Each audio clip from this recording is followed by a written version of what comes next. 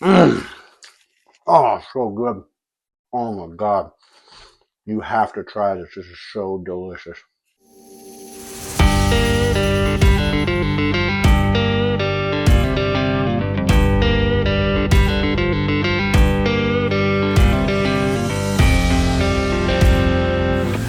What we're going to need for today's recipe is 4 packs of ramen noodles, 2 celery stalks, 6 to 8 baby carrots, 1 nice sized green pepper, 1 small onion or half of a walla walla, about 1 pound of beef, meat tenderizer, 1 tablespoon of garlic, and Montreal steak seasoning, about a tablespoon, but I go off my feeling. Alright, first I'm going to do my vegetables. You don't want them too thin. I like to have mine with a little crunch to it. You can cut yours a little thinner if you want, but yeah, I really like mine about not that big. Always remember, keep your fingers in. We're actually going to keep those separate because we're going to end up cooking those first, so you're going to want a second bowl. Then I'm going to cook the carrots for about a minute or two before I throw any of the other vegetables in. Top of my green peppers. That smells good. I love the smell of green pepper.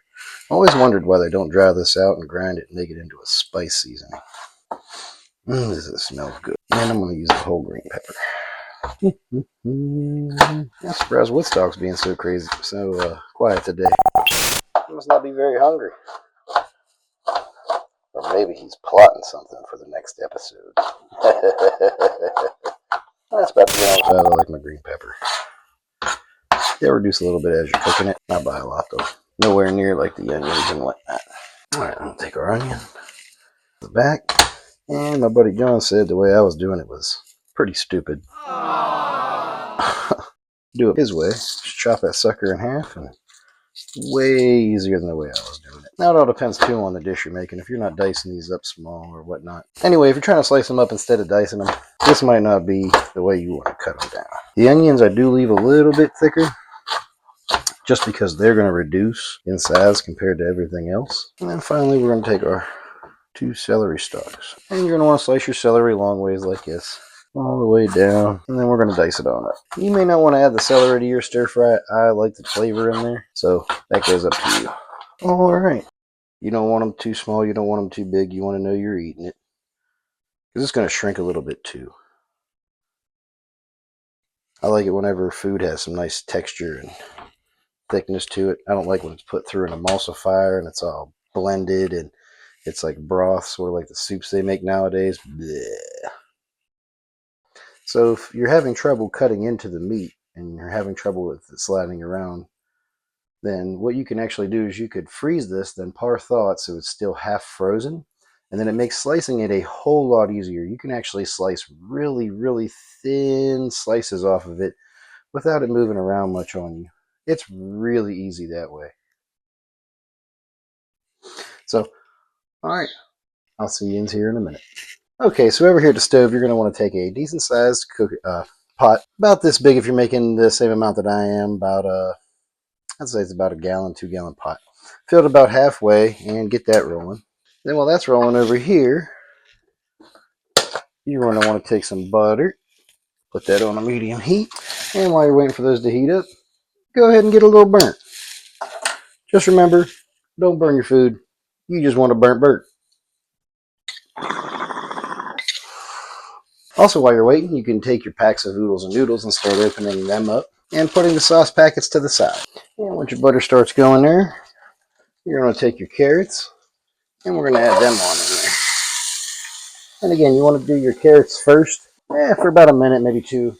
You want them to cook before because they're a little tougher than the rest. Get nice and coated in that butter. And I'm going to keep opening my oodles and noodles. And I don't typically add any salt and pepper yet. I'll add my salt and pepper when I add the rest of the vegetables in. It's been a minute or 2. I can see my carrots are frying a little bit.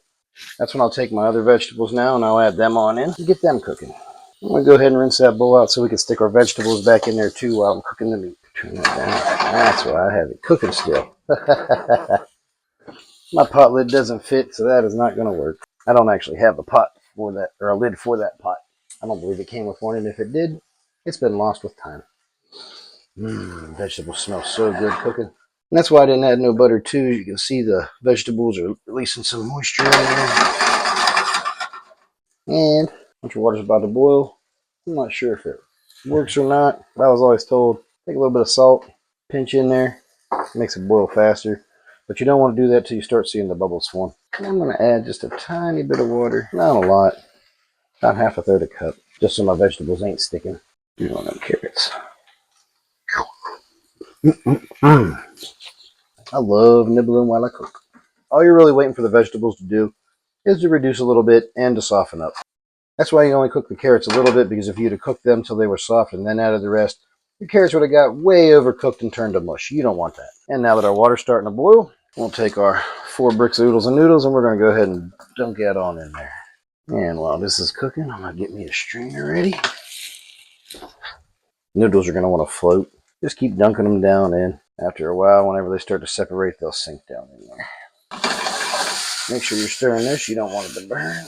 See, now that they're all nice and softened up, now they'll sink down in that water real good. This should be about done. Give a little taste just to make sure the veggies are softened up. Typically, if the carrots are done, everything else is done. Now we're going to want to get our vegetable oil. While that's cooking, make sure you're stirring your oodles and noodles. That way there ain't nothing sitting on top, not cooking while everything's in the water cooking. Now we're going to take our beef, slide it on in there. We're also going to use about a tablespoon of garlic now, a little meat tenderizer, and Montreal steak seasoning to season up the meat. And I go a little heavier on the Montreal. That smells good.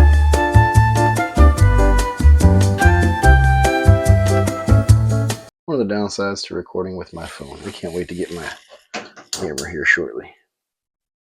Alright, this is almost done. Well, it took a minute to cool that down, so I stuck it in the freezer.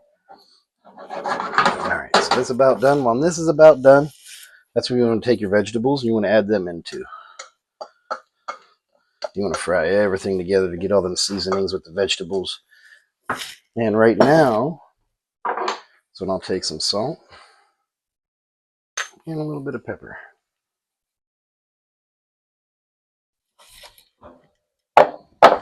The meat's pretty much done. I'm just trying to work the flavor in here with the vegetables. Get a good mix in there.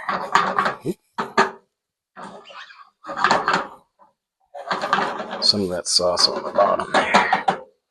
And while that's going on, we need to take our seasoned packets and we're going to dump them on in here.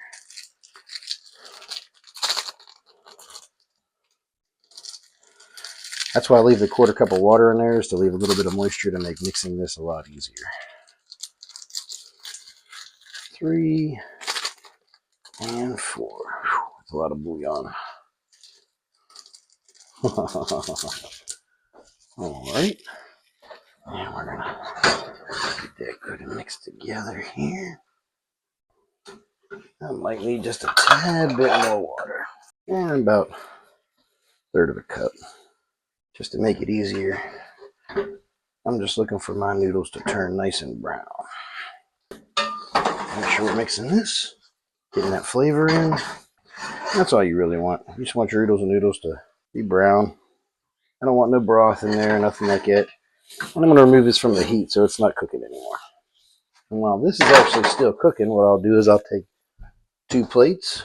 I know you can't see what I'm doing right now, but I'll take my oodles and noodles and I'll put them on there.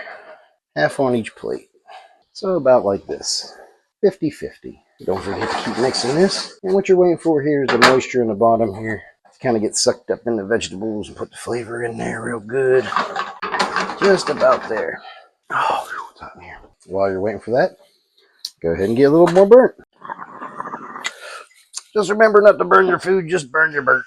That's about what I'm looking for. No more sauce in there. Perfect. Alright, and I'll see you here in a second. Nice plated up noodles. And we're going to go ahead and take our vegetable meat mixture. We're going to go ahead and put that right on top. Man, does this smell so good. Yum, yum, yum. I want some. I know this is one of my roommate Mike's favorite things when I make it. I quite enjoy it too because it's healthy for you. It's outside of all the beef bouillon and the noodles. And there you have it. Beef vegetable stir fry. You could actually add the noodles in while you're frying it if you have a bigger pan or you're making a smaller amount, and cook the noodles in with the meat and vegetables to mix the flavor. But if you just mix it together at the end too, you get generally the same thing. It's just not cooked into the noodle. And if you're going to do that, make your noodles more al dente. So whenever you're frying them with the meat and everything, it's not quite cooked all the way, and then it won't be all nice and mushy. Ha ha ha! Give me a nice bite of this now. Oh, it is so good. Oh, gee, delicious.